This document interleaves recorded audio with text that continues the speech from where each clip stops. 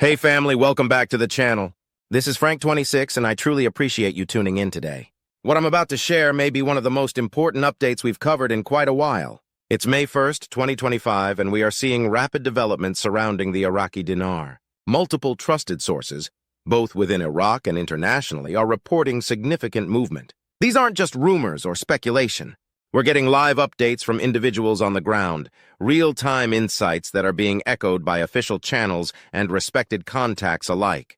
To help unpack all of this, I want to share something that came in from a familiar voice, Firefly, who's reporting directly from within Iraq. According to his latest report, something major was just announced on Iraqi television. This isn't just another financial news headline. It's a genuine breakthrough.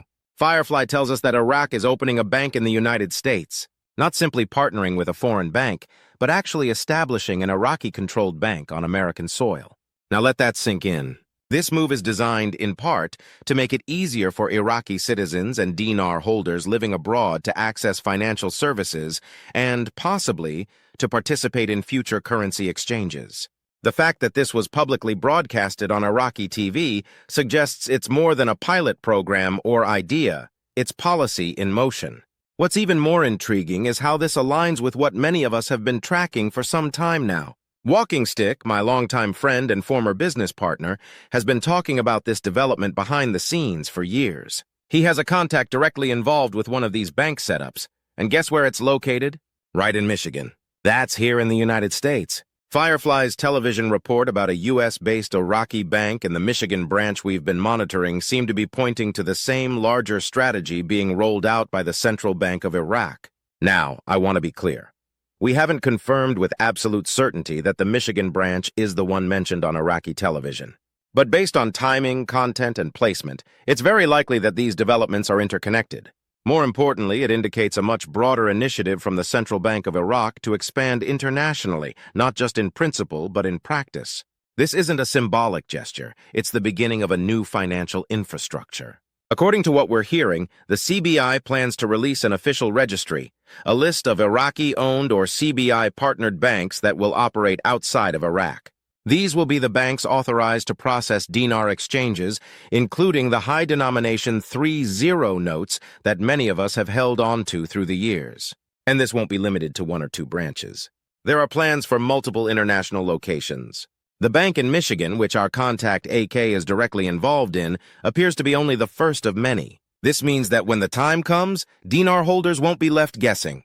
You won't be running from bank to bank hoping they understand the process or are legally equipped to handle your exchange.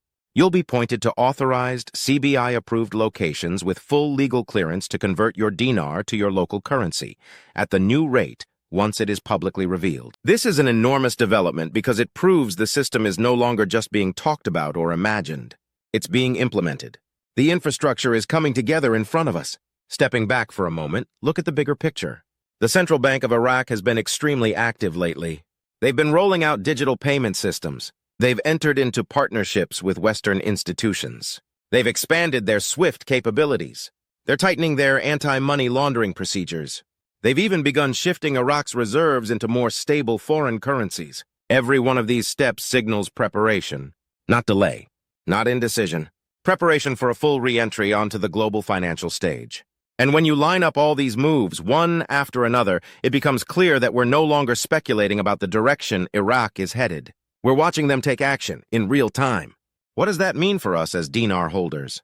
It means that the idea of a revaluation, a substantial shift in the value and global standing of the Iraqi dinar, is no longer a wild theory. It's becoming the logical and necessary next step. I want to share a statement from another long-time and respected voice in our community, Mountain Goat. She's never been one to follow hype, and she certainly doesn't make claims lightly. In her most recent update, she said something that really stuck with me. Iraq is excited, and we should be too. She emphasized that our situation can change very suddenly once the right policy switches are flipped. According to her, the idea that this process will drag on for many more months or years just isn't accurate anymore. We've crossed that threshold. We're not in the middle of the race anymore. We're approaching the final whistle. And I agree with her. For years, this has felt like an uphill battle. But today, it's like we're finally standing on the summit, able to see the horizon. The destination is no longer hidden. It's in view. Now I want to talk about what we've been hearing regarding the so-called 3-0 notes, the 25,000, 10,000, and 5,000 dinar bills that were issued as part of Iraq's economic rebuilding. These were never designed for long-term international use.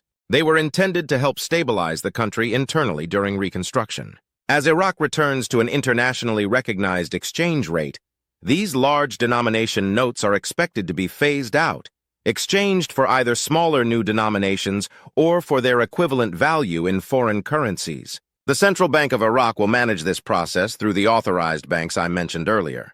So whether you're located in the United States, Canada, Europe, or anywhere else, the ability to exchange will be available, but only through verified, approved channels. Don't fall for any side deals or offers that bypass the official procedures. That's how people get scammed. Wait for CBI confirmation and do it the right way. I also want to include a brief update from Bruce, shared through Wiser Now.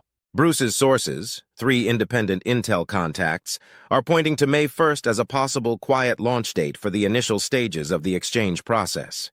That doesn't mean you'll walk into a bank and exchange today, but it does suggest that the system may begin operating silently in the background. That means notifications could start going out, systems may be flipped on, and Tier 4B, those who've pre-registered or are on internal distribution lists, may begin to receive instructions. If you're part of Tier 4B, watch your email. Check your texts. Don't forget your spam folders. And if you don't know whether you're in that group, don't worry. Once this becomes public, the Central Bank of Iraq will issue detailed step-by-step instructions for everyone. No one will be left behind. So what should you be doing right now? First, protect your currency.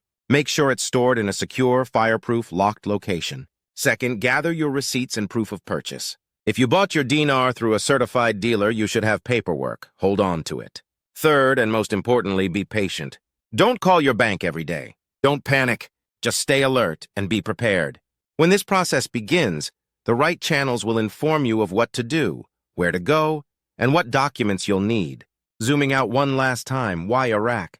Why now? And why has this taken so long? Iraq is one of the most strategically valuable nations in the Middle East. It holds the 5th largest oil reserves in the world. Its people are ready for reform. Its neighboring countries are ready to trade.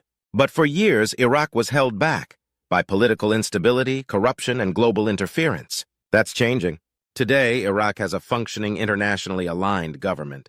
It's passed key reforms. It's asserting sovereignty over its financial and military policies. It's signing deals with the US, China, Turkey, and others. And for the first time in decades, Iraq is standing on its own 2 feet. Global financial institutions like the IMF, World Bank, and BIS have played a role in shaping this moment. And now, they're stepping back. Not because they've lost faith, but because Iraq is finally taking ownership of its economic future. That's what we've been waiting to see. So now it's not about speculation anymore. It's about paying attention. Watch what Iraq does, not what the rumors say. Watch the central bank. Watch the movement of currency policies, the establishment of global banks, the digital infrastructure, the international engagement. All of it is pointing to one thing: a nation that is no longer waiting to be accepted back onto the global stage.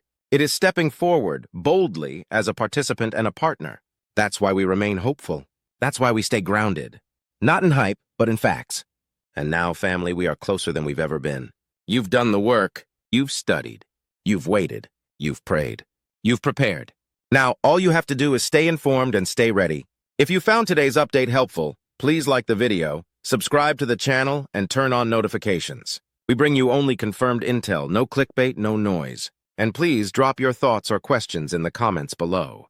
We're here, we listen, and your voice matters. God bless you, your family, and your future. This is Frank 26, and I'll see you in the next video.